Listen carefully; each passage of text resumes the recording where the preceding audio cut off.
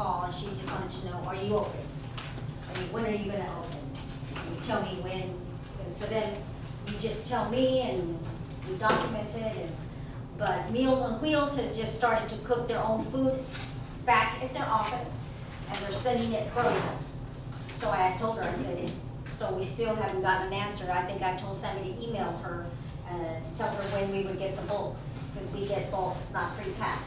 So it's just the Kirby Senior Center and RASP, and I don't know who else gets the bulks, and we serve it.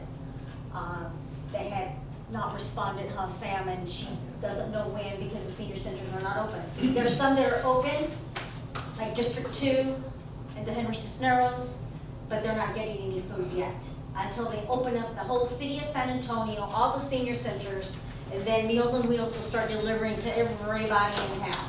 They haven't done that yet. We're still getting frozen meals. We are getting their label, frozen meals, and we're still passing out frozen meals. She said, well, you just tell me when. And she says, and that's all we want to know. So, and then I guess the billing lady called too, but I had already given her an update. So she says, well, you just let us know when you want to open. People are still coming in here just to play, cards and drink coffee, and that's all they're doing. I mean, that's until we hear from Meals on Wheels. Now, when Sammy gives us reports, and people say, well, if we did not have fundraising, we'd go broke.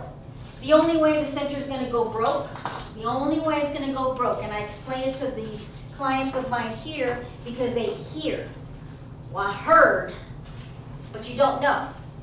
So the only way the center will be broke is if we didn't have those three entities. If we didn't have transportation and the reimbursement they're giving us, if we didn't have PRESA, ACOG, we would go broke. If Norma had 5 people coming in and no more, they wouldn't fund us. We can't fund just 10 people.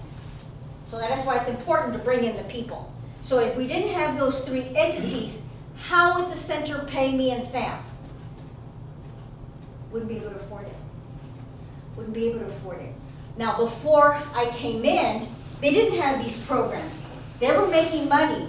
The board was. That's how they were paying. The manager was under the city. But then your secretary and everything, the center was paying it because they were moving. They had a board. The board was moving. I don't know what they were doing, grants, fundraising, but they were paying her.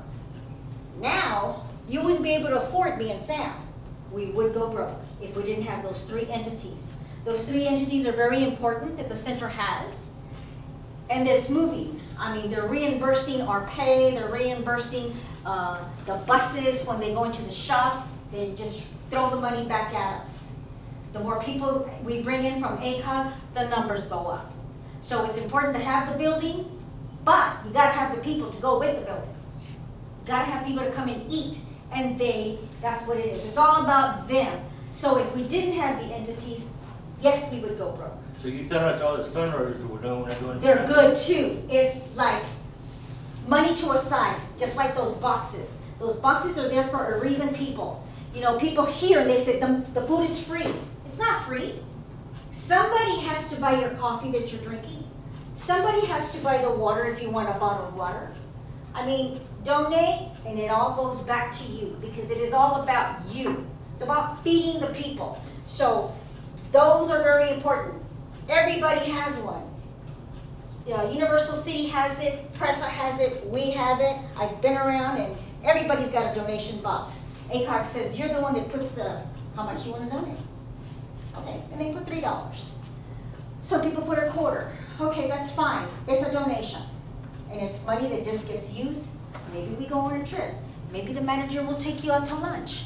Maybe, because she doesn't get lunch. But anyways, so it's all about them. It's all about fundraising. The auditor is fixing to come probably next month to give out the audit.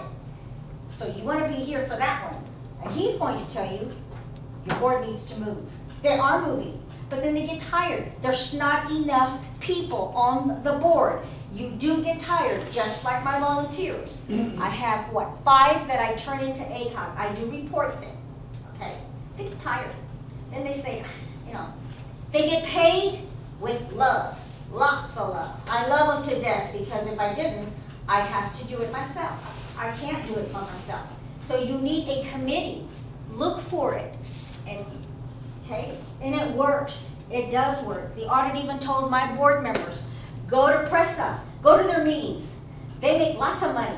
I don't know what they're doing, but they're doing it. They're all working together, that's what They're they're working doing. together, or they find people to get a little committee going, and you don't get worn out.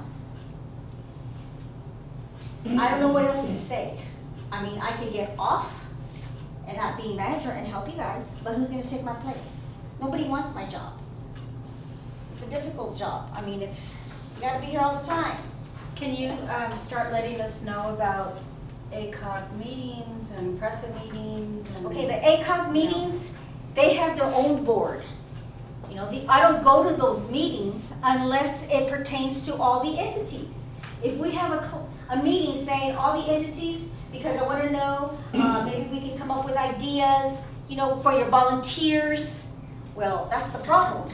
Every entity says it's hard to get volunteers.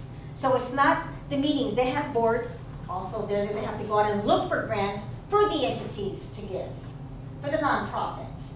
PRESA meetings, the only meetings they have is drivers' meetings. They haven't had them in a while. I wish they would get back on there because I got a lot to say about those buses. You know, my drivers are the only ones that are driving 300 miles per day. Well, what about PRESA drivers? You only have them going down Military Drive. What about Grass in Converse? You only have them going down Thousand Oaks and back. Why do my drivers go all the way to Bernardi and back? All the way to Stone Oak and then to Military Drive? That's a lot of miles. Because I have good drivers, because they're good.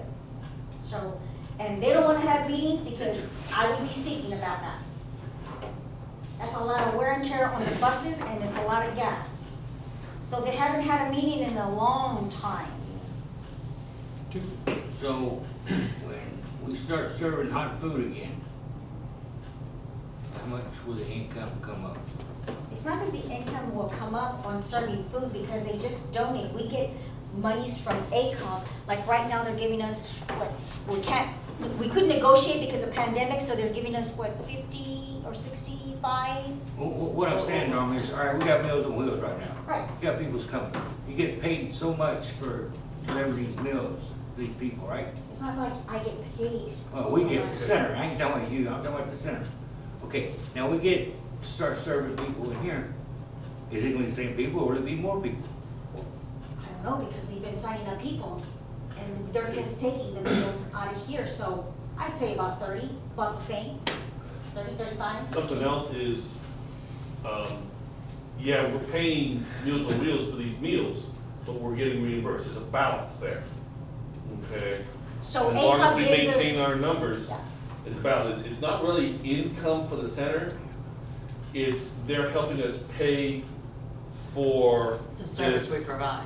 a service. Yeah, in other words, if ACOG gives us, let's say they give us 70,000 for the whole year, I don't care where you buy your meals. I don't care where you buy them. You want to buy them at McDonald's, it's gonna be expensive, okay? So we pay what, We pay $3.10 for a each meal? Okay, so, which is why the recommended donation for each meal is $3, because that helps with the cost of our meals. It's not required because we're not allowed to charge for our meals, Exactly. but that is why we have a recommended $3 donation, because that is what we pay for the meals. so, you know, so at one point, before me, I think they were buying the meals from Guadalupe, Comel County, and they were $7. That was too expensive. Well, it got to the point where they have reserves also. They advise you not to get that close to your reserves, and they use those reserves. ACOG said, well, you got reserves because you've already spent so much money. So I changed it. When I came on board, I went back to Meals on Wheels, which was cheaper and better. So we never run out of money then, but they do give us so much for that year, and we're doing very well.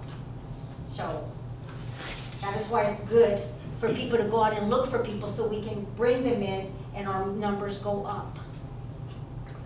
Okay.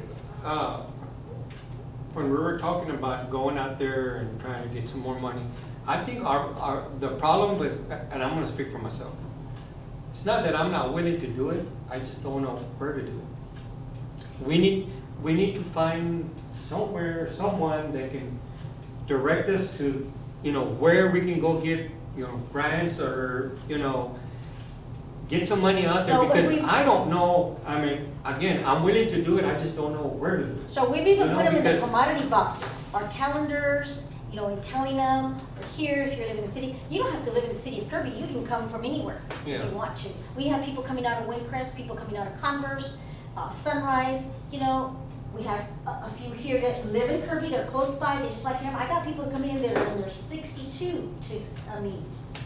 So, you gotta be 60 to qualify for ACOG's program. And But again, to me, I anyways, think it's a here. matter of educating us, or me, Mhm. about what we can do as a board, what we can't do, or what we can do. I mean, there's gotta be somewhere, someplace where we can learn to do this kind of things, because, and I'll be honest, this is new to me, and a lot of us don't know where to start, where to go. I mean, I've even suggested before about, I'm not gonna say we can all do it all the time, but some board members go to other counties and get their ideas, or, see what they're doing. Educate yourself on it. Yeah, exactly. Educate myself as far as, what we can do, or what is it that we can do and not doing to generate more money. Because I know, like, there's Presa, there's all these other places that, they come up with money and they're doing, something that we might not be doing.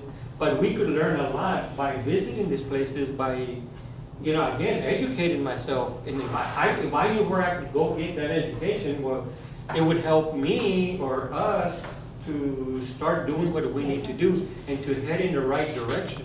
And maybe what Ms. Eklund said a while ago kind of makes sense a little bit. Maybe we're just, but then again, if we don't know how to do it or where to do it, it's never going to happen. I And so think- we normally send a calendar also when we're open to City Hall, because, they're busy. People are paying their bills, paying their water bill, and they go in and out, and they see our calendar, and they'll say, hey, and then I will get a call from City, Tracy or somebody, she'll say, Norma, these people want to go know about your center, I'm gonna send them on over there. So us posting the calendar there about ourselves helps us, so that's good when we post it to them, and they'll know about